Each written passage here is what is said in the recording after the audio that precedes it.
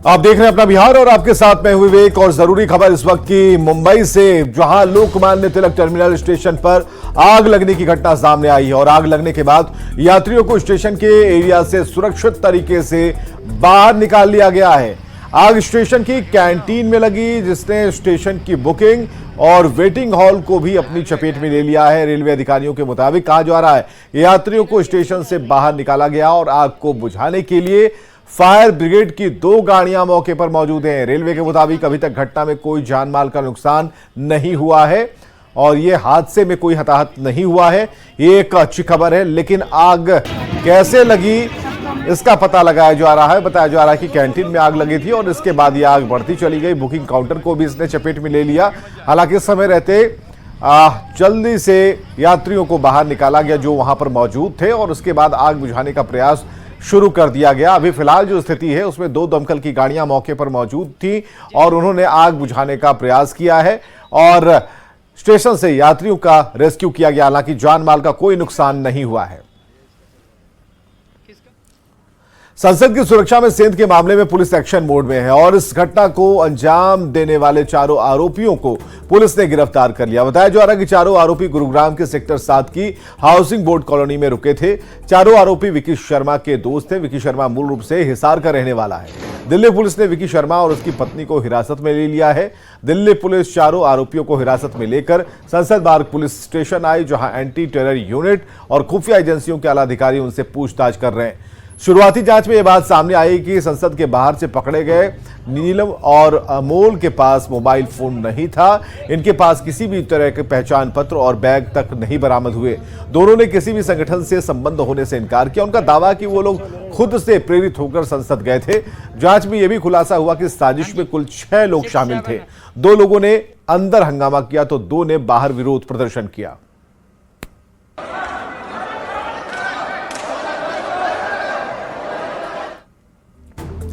खबर है बिहार से, जहां शिक्षक बहाली से जुड़ी हुई खबर। शिक्षक बहाली मामले में बिहार सरकार एसएलपी की तैयारी कर रही है और 1 से 5वीं कक्षा के बीएड शिक्षकों की बहाली का मामला लेकर राज्य सरकार सुप्रीम कोर्ट जाने की तैयारी में है। सरकार छठे चरण में बहाल 22,000 बीएड शिक्षकों का बचाव करेगी। और आपको बताएं कि पटना हाईकोर्ट ने हाल ही में 1 से 5वीं में बहाल बीएड शिक्षकों को अयोग्य बताया। हाईकोर्ट ने कहा था कि राज्य सरकार को नियुक्ति मामले में फिर से काम करना होगा। आदेश के बाद बहाल शिक्षकों में हड़कंप है और सभी को नौकरी जाने का डर सता रहा है। शिक्षा विभाग नहीं चाहता कि बहाल शिक्षकों की नौकरियां जाएं, इसलिए अब हाईकोर्ट के फैसले को सुप्रीम कोर्ट में चुनौती दी जाएगी।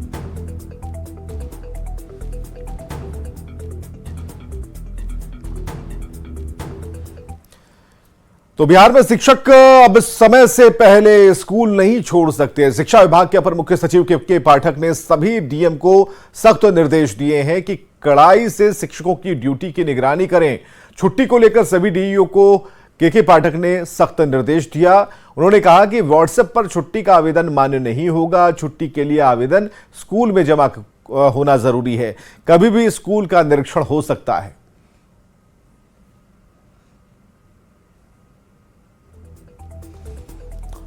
बिहार के लिए आज का दिन बेहद महत्वपूर्ण है। पटना में ग्लोबल इन्वेस्टर समिट का आयोजन किया गया। इसमें देश विदेशों से आए विभिन्न कंपनियों के निवेशकों ने बिहार में निवेश करने की इच्छा जताई। 2 दिन तक चलने वाले इस समिट में कंपनियों के निवेशक और बिहार सरकार के प्रतिनिधि से बात हुई है। बिहार में निवेश को लेकर अलग अलग बड़ी कंपनियों के एमडी और निवेशकों ने क्या कहा है, सुनिए। Fruit, quality of vegetables and kind of production that we have has got huge food processing capacity. At the same time, I would not repeat that where Bihar is, what kind of crops are produced, and Honorable Additional Chief Secretary and Secretary already outlined that. I want to talk about ease of doing business because all of us, we belong to the food processing sector and also allied sectors. So I think there is a need for some sort of easing in this space, and Bihar is leading state in terms of ranking with respect to ease of doing business. One of the top ranking states. Supports about 8% of human population and 5.4% of livestock of India is in Bihar. So, and we know that Bihar is a market of 14 crore people. 14 crore people live in the state of Bihar. It's a pleasure to me to stand before you in this August gathering as I am son of a soil. I started my journey in 1999 from Muzaffarpur in Bihar. We set up our first poultry feed unit in Bihar. तो investor meet पर मंत्री सुनील कुमार ने कहा कि इससे बिहार को काफी फायदा होगा। सुनील कुमार ने कहा कि उन्हें उम्मीद है कि बिहार में उद्योग के लिए अच्छा माहौल बनेगा।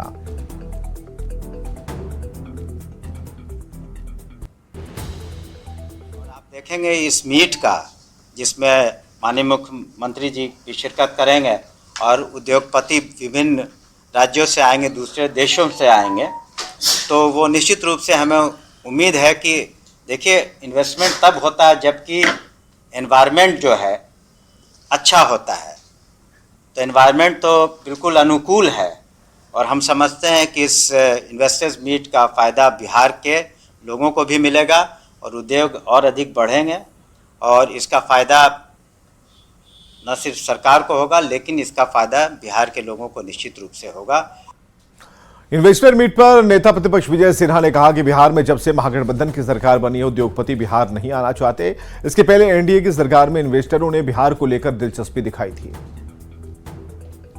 सबसे ज्यादा इन्वेस्ट बिहार के अंदर हुआ देश के प्रथम मुख्यमंत्री श्री बाबू के समय, और जब से श्रीमान लालू प्रसाद यादव आए जंगल राज की ओर मुड़ा बिहार, इन्वेस्टर यहां से पलायन करने लगे और जब फिर एनडीए की सरकार बनी तो लोगों को विश्वास जगा, इन्वेस्ट करने के लिए लोग आकर्षित भी हुए।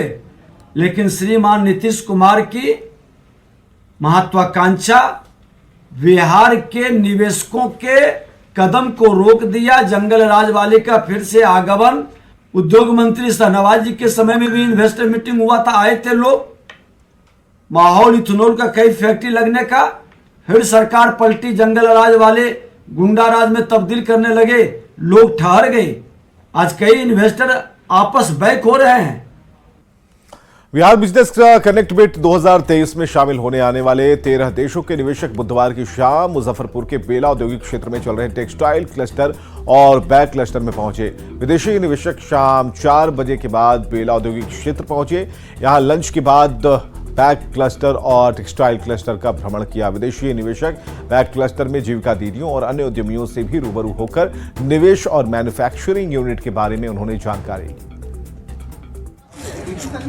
गौर किया जाएगा तो बिहार की प्रगति बहुत ही तीव्र गति से होगी। बिहार बिजनेस कनेक्ट के 2023 के तहत आपको है सो कि यहाँ पे इंटरनेशनल है सो ब्रांड आए हुए हैं और सारे है सो कि बैग क्लस्टर, टेक्सटाइल क्लस्टर में जो भी हमारे यूनिटें हैं उसको देखते हुए उन्होंने सेड का और कल है इन लोगों का पटना में राज्य स्तरीय मिलन है, तो वहाँ पे है सो कि इन लोग ये करेंगे। बिहार एक बहुत अच्छा राज्य है और यहाँ पे आके आरजेडी अगले महीने बिहार में बहुत धूमधाम से कर्पूरी ठाकुर का शताब्दी जयंती समारोह मनाएगा और आरजेडी के मुख्य प्रवक्ता शक्ति सिंह यादव ने बताया कि इसकी तैयारी लालू प्रसाद के निर्देश पर शुरू कर दी गई है। इस दौरान शक्ति यादव ने विपक्ष पर निशाना भी साधा। 2-3 दिनों से मैं देख रहा हूं चैनलों पर डिबेट में भी कि बिहार के राजनीति पर असर पड़ेगी, मोदी जी की स्वीकारता बढ़ेगी, लोग स्वीकार करेंगे। कैसे स्वीकार करेंगे? यही भूल तो समरासुर ने किया था। एक गुड्डा का निर्माण कराया था बाकासुर के माध्यम से प्रद्युम्न को समाप्त करने के लिए, लेकिन ये भूल जाए जिस पर स्वयं भगवान कृष्ण ने अपना आशीर्वचन दिया है, मानव रूपियों में लीला कर करके समाज को सशक्त और मजबूत करने के लिए आदरणीय लालू प्रसाद जी न जाने कितने गुड्डों में प्राण भर कर करके एक प्रतिष्ठा समाज में दी है। मोहन यादव को मध्य प्रदेश का मुख्यमंत्री बनने पर आरजेडी का कहना है कि यह लालू प्रसाद की सशक्त रणनीति का परिणाम है। यहां अत्यंत पिछड़ों और दलितों को सम्मान मिल रहा है। बिहार में इसका कोई असर नहीं होगा। 3 दिनों से मैं देख रहा हूं चैनलों पर डिबेट में भी कि बिहार के राजनीति पर असर पड़ेगी, मोदी जी की स्वीकारता बढ़ेगी। केंद्र सरकार पर पूर्व मंत्री श्याम रजक ने गंभीर आरोप लगाया। श्याम रजक ने कहा कि केंद्र सरकार दलित, आदिवासी, पिछड़े वर्ग के बच्चों को उच्च शिक्षा लेने से रोक रही है। आईआईटी, आईआईएम जैसे शिक्षण संस्थानों में जो कोटा पिछड़े वर्ग के लोगों के लिए आरक्षित है, उस सीट पर सामान्य वर्ग से आने वाले बच्चों का एडमिशन हो रहा है। श्याम रजक का दावा है कि इस बात का प्रमाण अंबेडकर पेरियार फुले स्टडी सर्कल की तरफ से दायर आरटीआई में है। श्याम रजक ने कहा कि इस बात की शिकायत राष्ट्रपति को पत्र लिखकर की जाएगी। अगर राष्ट्रपति शिकायत पर एक्शन नहीं लेंगी तो पार्टी की तरफ से बड़ा आंदोलन होगा। आईआईटी, भारतीय प्रौद्योगिकी संस्थान, आईआईएम जो मैनेजमेंट संस्थान है, प्रबंधक संस्थान है, और सेंट्रल यूनिवर्सिटी में जो शेड्यूल कास्ट, पिछड़ा वर्ग और शेड्यूल ट्राइब के लोगों को जो आरक्षण की व्यवस्था थी, जो आरक्षित सीटें थी, उस सीटों पर उन लोगों को न कर करके और समान वर्ग के लोगों को कर दिया गया। हमने अंबेडकर पेरियार फुले स्टडी के सर्कल की ओर से हम लोगों ने आरटीआई के द्वारा ये रिपोर्ट मांगा और वहीं से रिपोर्ट आया है कि जो 80 सीट थे शेड्यूल कास्ट के, इस बार वो 80 सीटों को शेड्यूल कास्ट, शेड्यूल ट्राइब और पिछड़ा वर्ग के लोगों को नहीं भरा गया, बल्कि उन सीटों पर समान वर्ग के नियम के विरुद्ध 95 लोगों को उसमें नामांकन करा देने का काम किया। पूर्व सीएम मांझी के शराबबंदी खत्म करने वाले बयान पर मंत्री सुनील कुमार ने कहा कि सबकी सहमति से बिहार में शराबबंदी हुई थी। सुनील कुमार ने शराबबंदी खत्म करने पर कोई विचार नहीं होने की बात कही। माननीय पूर्व मुख्यमंत्री श्री जीतन राम मांझी जी का प्रश्न है कि उन्होंने कहा कि शराबबंदी अब नहीं होनी चाहिए, तब उन्होंने तो इसके पक्ष में वोट डाला है और जब तक लिए वो हमारे, जब हम लोग एनडीए के साथ थे तब तक लिए तो बिल्कुल समर्थक रहे हैं। बीच बीच में कुछ बातें कहते थे, लेकिन सदन में उन्होंने कभी कोई इस तरह की बात नहीं उठाई है। आरजेडी की तरफ से अपने कार्यकर्ताओं के लिए एक नया निर्देश जारी किया गया। कार्यकर्ताओं और नेताओं को अपने घरों और गाड़ियों पर पार्टी का झंडा लगाने को कहा गया है। आरजेडी के प्रदेश उपाध्यक्ष उदय नारायण चौधरी ने बताया कि पार्टी का झंडा लगाने से इसकी पहचान और मजबूत होगी। जब कोई भी व्यक्ति किसी भी पार्टी का जब सदस्यता ग्रहण करता है तो उसकी एक डिसिप्लिन है, अनुशासन है। तो राष्ट्रीय जनता दल में भी वो अनुशासन है, डिसिप्लिन है कि मेरी पहचान कैसे बनेगी। जब हमारे घर पर झंडा लगेगा राष्ट्रीय जनता दल का, तब ना लोग बाहर से देख के हमारी पहचान बनेगी कि हाँ ये झंडा। बहुत स्वाभाविक है, जब हम चल रहे हैं गाड़ी में, तो गाड़ी में जब हमारी झंडा रहेगी तब ना हमसे पहचान बनेगी, हाँ ये फलाने आदमी का है, ये इस पार्टी के हैं। एलजेपी नेता एक वीडियो सोशल मीडिया पर वायरल हो रहा है। इसमें वे एक मंच पर एक लड़की के साथ डांस करते नजर आ रहे हैं। वायरल वीडियो में नेताजी के हाथ में नोटों की गड्डियां हैं। न्यूज 18 इस वायरल वीडियो की पुष्टि नहीं कर रहा, लेकिन बिहार के एक नेता की यह हरकत कहीं से भी शोभाजनक नहीं है। बताया जा रहा है कि डांस कर रहे नेताजी चिराग पासवान की पार्टी में जिला संगठन मंत्री हैं और हाजीपुर के 4 नंबर वार्ड की पार्षद के पति भी हैं।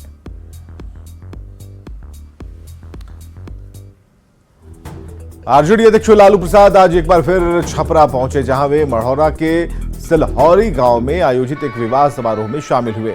लालू प्रसाद के आने की खबर मिलते ही विवाह समारोह में बड़ी संख्या में समर्थक उमड़ पड़े।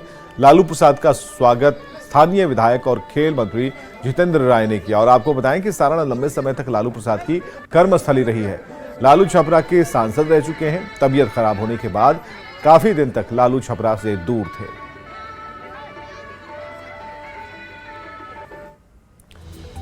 पीएम मोदी आज दिल्ली में सांसद प्रिंस राज के बड़े भाई कृषि की शादी समारोह में शामिल हुए। प्रधानमंत्री ने वर वधू दोनों को आशीर्वाद दिया।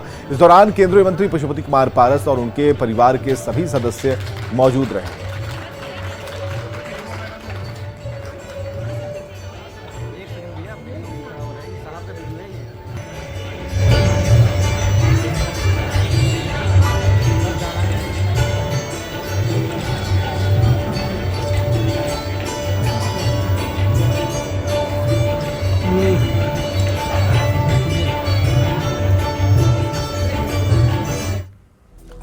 भोजपुरी स्टार पवन सिंह ने तलाक मामले में आज अपनी गवाही दी। पवन सिंह और उनकी पत्नी ज्योति सिंह से तलाक मामले में लेकर आरा सिविल कोर्ट में बुधवार को एक बार फिर से पेशी हुई। तलाक मामले में पवन सिंह को अपने पक्ष की गवाही को लेकर कड़ी सुरक्षा के बीच कोर्ट लाया गया। सिविल कोर्ट के फैमिली कोर्ट में जज श्वेता सिंह के सामने पवन सिंह ने अपनी बातों को रखा। वहीं पवन सिंह को देखने के लिए कोर्ट के बाहर समर्थकों की भारी भीड़ उमड़ पड़ी। पवन सिंह के समर्थकों ने आरा कोर्ट परिसर में जिंदाबाद के नारे लगाए। इसके बाद कोर्ट परिसर में मौजूद पुलिसकर्मियों ने सबको शांत कराया।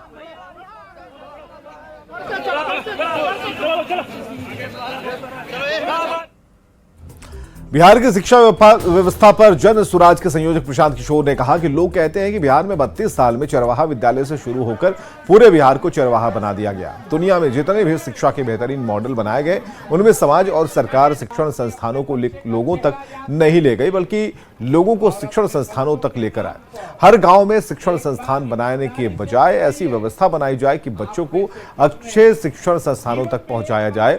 प्रशांत किशोर ने कहा कि उन्होंने ब्लूप्रिंट बनाया है कि प्रखंड स्तर पर 5 विश्व स्तरीय स्कूल हों। पूरा गांव का दुर्दशा देखिए, अभी कितना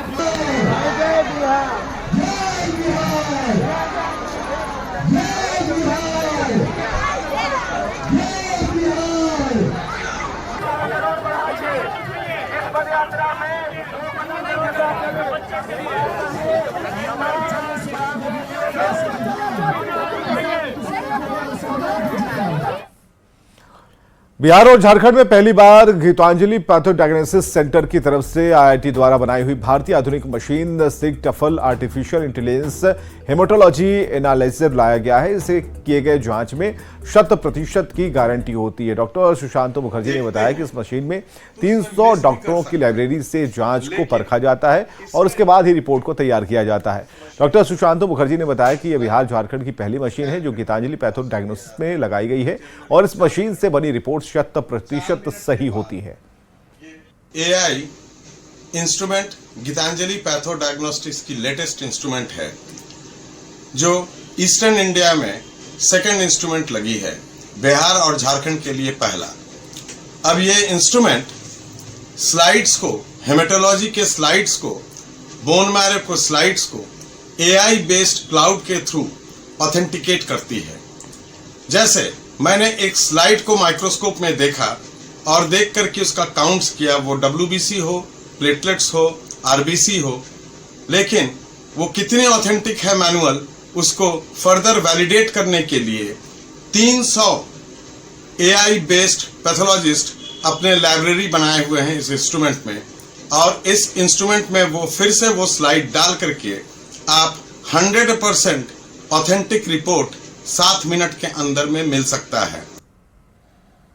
और खबरें लगातार जारी हैं, बने रहिए हमारे साथ।